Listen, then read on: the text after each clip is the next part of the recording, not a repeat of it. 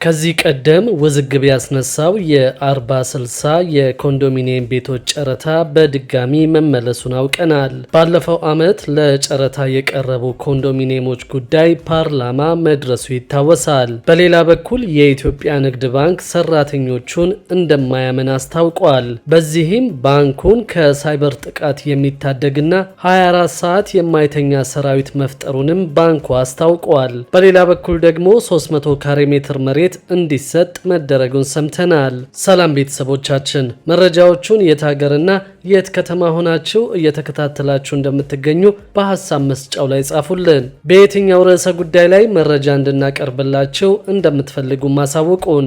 አሁን ዝርዝር መረጃዎቹን አንድ በአንድ ወደ እናንተ እናደርሳለን። እስከ መጨረሻው አብራችሁን ቆዩ።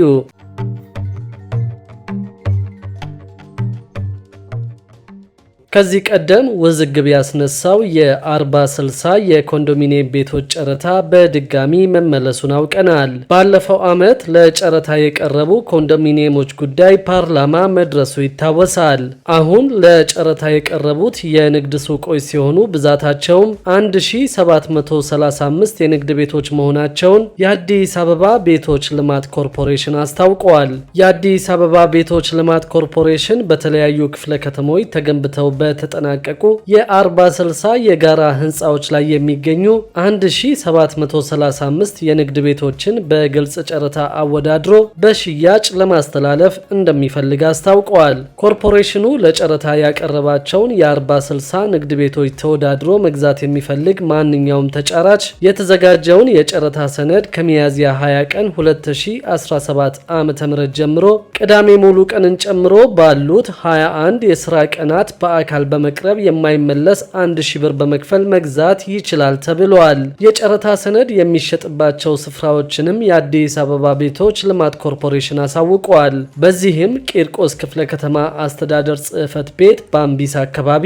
የካ ክፍለ ከተማ አስተዳደር ጽሕፈት ቤት መገናኛ፣ አራዳ ክፍለ ከተማ አስተዳደር ጽሕፈት ቤት 4 ኪሎ፣ አቃቂ ቃሊቲ ክፍለ ከተማ አስተዳደር ጽሕፈት ቤት ቃሊቲ መናኸሪያ ፊት ለፊትና የአዲስ አበባ ቤቶች ልማት ኮርፖሬሽን ምስራቅ ቅርንጫፍ ጽሕፈት ቤት 40/60 በሻሌ ሳይት ብሎክ 13 መሆናቸው ታውቋል። በተጨማሪም በኮርፖሬሽኑ ማህበራዊ ሚዲያ ገጾች ዝርዝር መረጃዎችን ማግኘት እንደሚቻልም አሳውቀዋል። ከዚህ ቀደም መንግስት ያሉት ቤቶች አይበቁኝም በሚል ለኮሪደር ልማት ተነሺዎች የኮንዶሚኒየም ሱቆችን ወደ መኖሪያ ቤት እየቀየረ ሲያስተላልፍ እንደነበር ተገልጿል። የቤቶች ልማት ኮርፖሬሽን ባለፈው ዓመት ባወጣው ማስታወቂያ አጋጠመኝ ያለውን የፋይናንስ አቅም ችግር ለመፍታትና ተጨማሪ ወጪ ቆጣቢ ቤቶችን ለመገንባት ከከተማው የዲዛይንና ግንባታ ቢሮ ጋር በመሆን 3146 የመኖሪያ ቤቶችንና 306 የንግድ ሱቆችን ለጨረታ ማቅረቡ የሚታወስ ነው።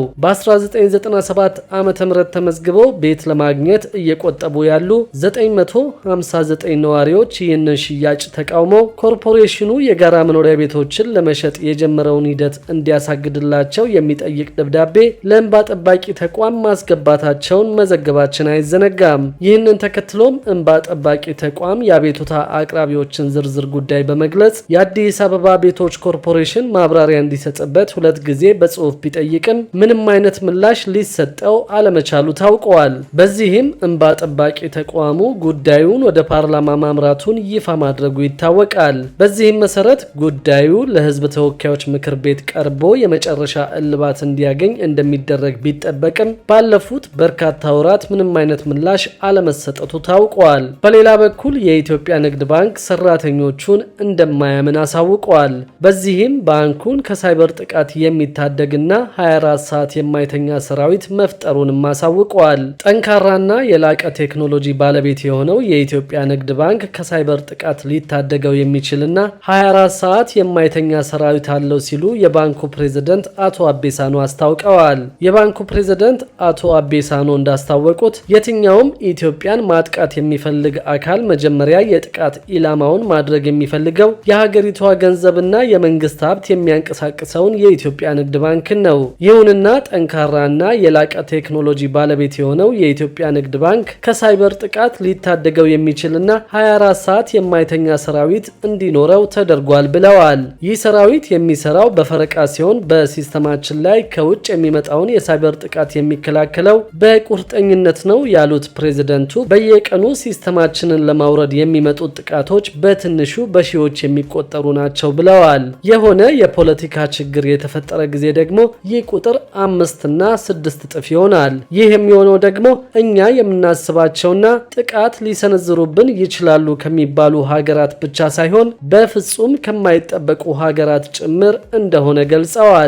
ሙከራቸውም 24 ሰዓት በሙሉ እንደሆነ ጠቁመው ይሁንና የተዘረጋው ሲስተም በአግባቡ የሚከላከል መሆኑን አስረድተዋል። ስርዓቱን አልፎ ጥቃቱ ቢሰነዘር እንኳን የመከላከያ ዘዴው ጥብቅ በመሆኑ ስርዓቱን ሰብሮ ለመግባት የሚፈልግ የትኛው ማጥቂ አልፎ መሄድ የማይችለው መሆኑን ተናግረዋል። እንደ አቶ አቤ ገለጻ የሳይበር ደህንነት በብዙ ባለድርሻዎች ክትትል የሚደረግበት ነው። ብሔራዊ ባንክም ባንኮች በቴክኖሎጂው የላቁ እንዲሆኑ እንቅስቃሴ የጀመረው ከዛሬ 16 ዓመታት በፊት መሆኑ ተነግሯል። የዛሬ 5 እና 6 ዓመት ጀምሮ የፋይናንስ ደህንነቱ ላይ ትኩረት ተደርጎ እንዲሰራ የጋራ ግብረ ኃይል ተቋቁሞ ከኢንሳ ከብሔራዊ ባንክና ከሌሎች ባንኮች ጋር የባንኮችን ደህንነት ለመጠበቅ በጋራ እየተሰራ ይገኛል። ባንኮች ደህንነታቸውን እንዲጠብቁ በራሳቸው ፍላጎት ብቻ ሳይሆን በተቆጣጣሪ አካልም ጭምር ቁጥጥር የሚደረግበት መሆኑን አመልክተው ብሔራዊ ባንክም በራሱ መስፈርት ባንኮቹ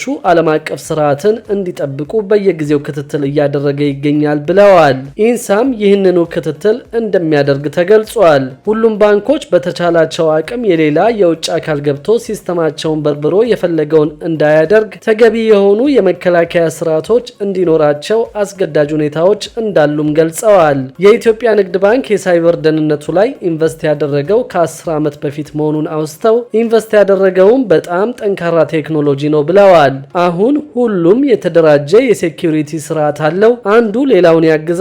የኢትዮጵያ ንግድ ባንክ የሴኩሪቲ ማዕከሉ ላይ ችግር ካየ ፈጥኖ ለሁሉም ያሳውቃል። ችግሩን የሚከላከለውም የኢትዮጵያ ንግድ ባንክ ብቻ ሳይሆን ኢትዮ ቴሌኮምም ኢንሳም በጋራ በመሆን እንደሆነ አብራርተዋል። አቶ አቤ እንደተናገሩት እስካሁን ማንም የእኛን ሲስተም ሰብሮ የገባ የለም። የመከላከያ ስርዓት ከተደረገ መከላከል እንደሚቻል በተግባር ያየንበት ነው ብለዋል።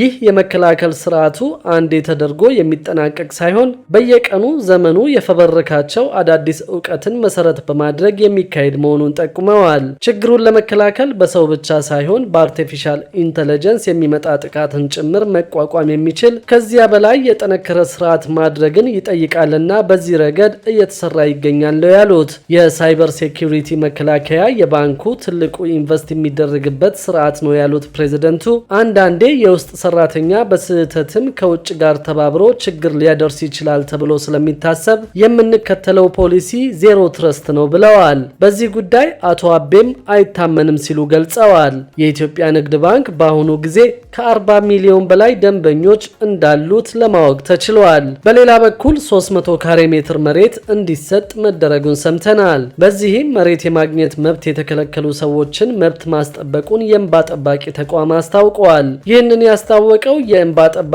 ተቋም የመቀሌ ቅርንጫፍ ነው። የ94 ሰዎች የመሬት ይዞታን በተመለከተ የቆመ መዝገብ መኖሩን የገለጸው የመቀሌ ቅርንጫፍ እንባ ጠባቂ ተቋም ዓመቱ እያለቀ በመሆኑ በይግባኝ የነበሩ መዝገቦችን እንደ አዲስ ለመቀስቀስ መታሰቡን ገልጿል። በተጨማሪም በአንድ ወረዳ 300 ካሬ ሜትር ማግኘት የሚገባቸው 14 ሰዎች መብት የላቸውም ተብለው 200 ካሬ ብቻ እንደተሰጣቸው ተቋሙ አስታውቀዋል። እነዚህ 14 ሰዎችም 100 ካሬው ለምን ይቀርብናል ብለው ከአንድ ዓመት በላይ ክርክር ላይ መቆየታቸው ተገልጿል። የመቀሌ ቅርንጫፍ እንባ ጠባቂ ተቋም ጽሕፈት ቤት ኃላፊ አቶ ፀሐዬ እንባዬ እንደገለጹት ተቋሙ የእነዚህን 14 ሰዎች ቅሬታ በመመልከት መሬት የማግኘት መብታቸውን በማስጠበቅ እያንዳንዳቸው 300 ካሬ ሜትር መሬት እንዲያገኙ ማድረጉን ተናግረዋል። በመጨረሻው መረጃችን ደግሞ የዕለቱን ምንዛሪ እንመለከታለን። በዚህም በመንግስት ፈቃድ በተሰጣቸው የግል የምንዛሪ ቢሮዎች ያለውን የውጭ ሀገራት ገንዘቦች ምንዛሪ አንድ በአንድ እንመለከታለን። በዛሬው ዕለት አንድ የአሜሪካን ዶላር 147 ብር ከ50 ሳንቲም ተገዝቶ 150 ብር ከ45 ሳንቲም መሸጡን አውቀናል። የእንግሊዝ ፓውንድ ደግሞ 181 ብር ከ50 ሳንቲም ተገዝቶ 185 ብር ከ13 ሳንቲም ተሽጧል። ዩሮ 160 ብር ሲገዛ 163 ብር ከ20 ሳንቲም መሸጡን አውቀናል። ክቡራትና ክቡራን የአዲስ ቢዝነስ የዩቲዩብ ቻናል ተከታታዮቻችን ይህንን ቻናል ሰብስክራይብ ሳታደርጉ የምትከታተሉ ከሆነ ቢዝነስና ተያያዥ ጉዳዮችን በተመለከተ አዳዲስ መረጃዎችን ለማግኘት የዩቲዩብ ቻናሉን ሰብስክራይብ በማድረግ ቤተሰብ እንድትሆኑን በትህትና እንጠይቃለን።